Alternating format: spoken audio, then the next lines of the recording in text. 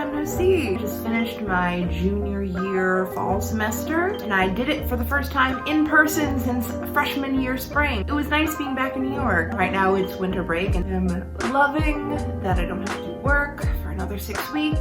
I'm gonna make more videos on what I've been up to since I've been gone. It's not that I haven't been making videos, it's more that like I have multiple attempts at videos. It's just that I would get too much in my head about them not being super perfect, and then I would abandon them. So I have a lot of half-finished videos that maybe I'll post, maybe I won't. So for my first video back, I just wanted to make something lighthearted about something that I love. Coming back to New York after doing a whole semester online from home was kind of like a culture shock. It felt like I was starting over, like I was a freshman all over again. That whole year in quarantine did definitely bring out a whole new hunger I had to go see Broadway shows again. I really took to heart the idea of not taking any of Broadway for granted, because you never know when it's gonna shut down. Over the time that Broadway was open and safe to go to, I really didn't hold back. I saw, over the course of one semester, 9 Broadway shows. I regret nothing. If you're wondering how I saw so many shows, it was a mix of rush tickets, Broadway lotteries, student discounts, and just general like giveaways. The first show that I saw, I won tickets for through a ticket lottery, and it was Passover. One of the things I love best about theater is the fact that anything goes. You can make a play about anything, use whatever structure you want, you can make it as absurd as possible, and you can put it on Broadway. This shit would not fly in the mainstream movie industry, and that's why I love the theater industry so much for taking more risks, because this was a fantastic absurdist take on racism through a Waiting for Godot style structure. You can actually find an earlier version of this on Amazon that was filmed by Spike Lee. This is a revised version of the Spike Lee version because they changed the ending, which was a very dramatic thing in the first version. They completely changed it to be a bit more hopeful. In regards to how I feel about the change, I liked it. I feel like the original ending of this show hit a bit harder dramatically, but I understand that in regards to people of color stories, so many stories revolve around the pain of it. I think that it is very necessary to be able to portray a hopeful ending that allows for a more hopeful possibility of what the future can be for people of color. Also, I did not know that there was going to be nudity at the end of this. It was unexpected, but I didn't hate it. The second show that I saw, I did Rush for. And if you're unfamiliar with Rush, it's basically when you go to the box office the day of the performance, and they have a certain amount of tickets reserved for Rush, and they offer them for discounted prices. And the key to getting good Rush tickets, because they do sell out, is if you go 3 hours before it actually opens. I know that there are people who literally camp out like at 6:30 a.m. So I woke up at 6 a.m. and I was like the 10th person in line, but we got the tickets. I secured the tickets, and it was a long line specifically because it was the final performances of Sarah Bareilles in Waitress. I had to see it again. She wrote the show and she acted in the show, and that's literally my dream. I was real excited to see this. With Rush tickets, you typically get the seats that are all the way to the side. Like, I had a very partial view of the stage, but it was very close. Again, I love Waitress. It's one of my favorite shows. The songs are incredible. All the things I love, musical theater and baking and female written stories. This was a fun ride. I enjoyed this. The next show that I saw was this really cool play called Clydes with Uzo Aduba. I didn't actually get to see her perform. I saw her understudy, but her understudy killed it. I got to see this show super cheap because Lynn Nottage does a student discount for her shows, which I read a lot of Lynn Nottage my first few years at NYU, and she's the first woman playwright to ever win 2 Pulitzer Prizes for her plays. So I knew that this show would be phenomenal, and I really enjoyed it. It was so sweet.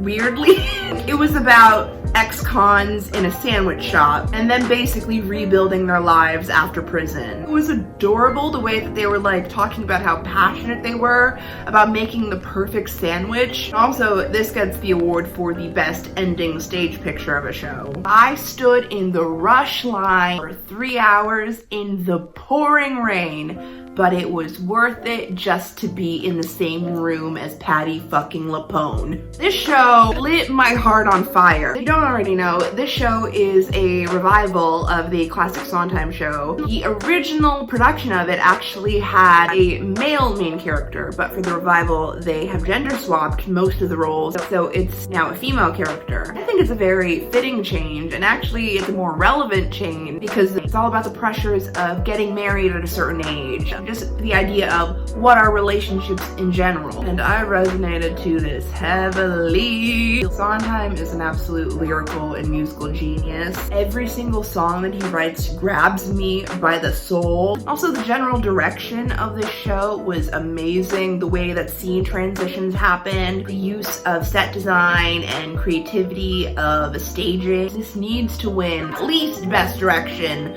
at the Tonys, if not Best Revival. This next one I got free tickets to because of a giveaway on Instagram. It was Chicken and Biscuits. It was a very sweet comedy about a family who are grieving the loss of their patriarch, who are also having to deal with interpersonal family dramas. Norm Lewis was in this, who's like a Broadway veteran. And the whole time watching this play, I'm thinking, is Norm Lewis gonna sing? Don't get Norm Lewis and you don't have him sing. He better sing in this. And he did, and it was phenomenal. This could easily take Schitt's Creek's place as a heartwarming gay TV comedy. I was very excited to see this show because it's all about racism within the entertainment industry, which I am all for. I'm not all for racism, I'm all for conversations about the racism. This show has an interesting backstory in that it was first staged off-Broadway in the 50s. But before it could go on Broadway, white producers tried to pressure the author Alice Childress to tone down the racism that occurred within the script, but she refused and it never went on Broadway. And this is the first time it's ever been on Broadway in its original text. I'm a big Marvelous Mrs. Maisel fan, and the fact that Michael Zegan is in it made me like really giddy. I was so close to the stage that I could literally see the tears falling down Chuck Cooper's face when he performed this heart-wrenching monologue, and it was absolutely mind-blowing. And LaShawne's as the lead actress was phenomenal. She not only acted her ass off, she also sang. It's still like the most structurally normal play I had seen all semester. Like the kind of classical play that my high school would put up and that my white theater director would vastly misunderstand.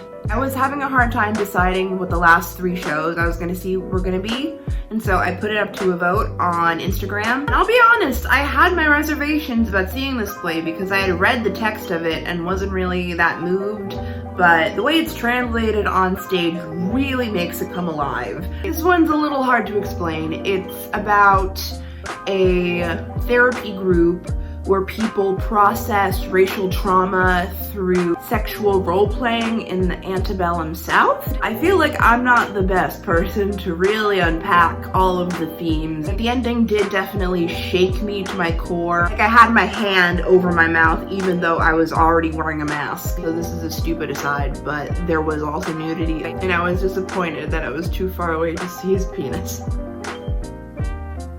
Wrong with me. This technically isn't Broadway, but I did decide to expand my horizons and go to the Met Opera. I have never felt more fancy in my life. Did not see Cinderella, despite what the cover says. This was just a playbill I got when I went to see Eurydice, the opera version of the classic Sarah Rule absurdist play. I actually did the play version of Eurydice senior year of high school, so it felt like a very full circle moment to actually see it on stage. Another thing that I never expected to see in a Met Opera was the ensemble chorus flossing?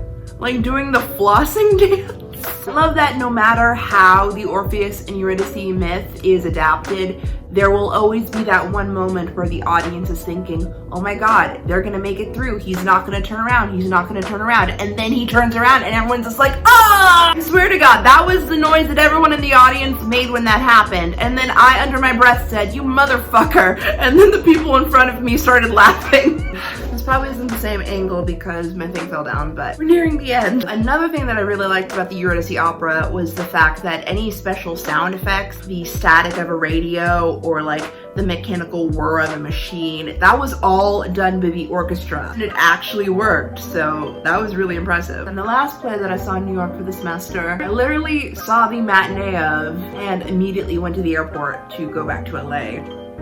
I know I already mentioned Waitress before, but it's one of my favorite shows and I had to see it before it closed. And this was also very special because this was the first time in Waitress history where every single main character was played by a person of color. Unfortunately, I didn't get to see Sarah Renee because she at the last minute had to step out and her understudy came in. But Stephanie Torrens is a veteran. She's been in Waitress since day one, so obviously she killed it. She was amazing. Just something that I found a bit weird was the fact that they had all of the background things for a Black Jenna still there. Like her mother was played by a Black actress, she had a Black child at the end, and the whole time I'm just looking at this blonde white woman. I'm just like, I feel like I'm being gaslit right now. But other than that, it was great. Joshua Henry as Dr. Pomander was a very welcome change of pace. Normally, Dr. Pomander's vocal range sits in a very nasally placement, but his was very full.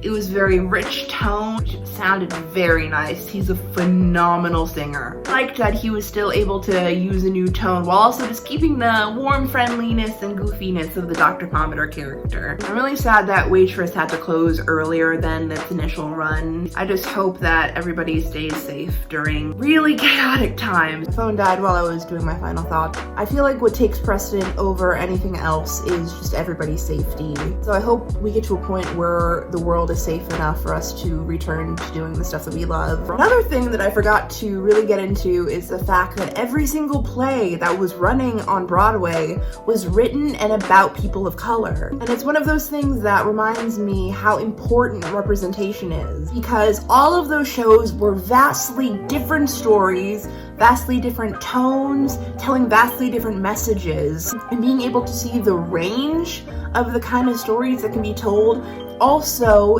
expands the idea of what people of color can be.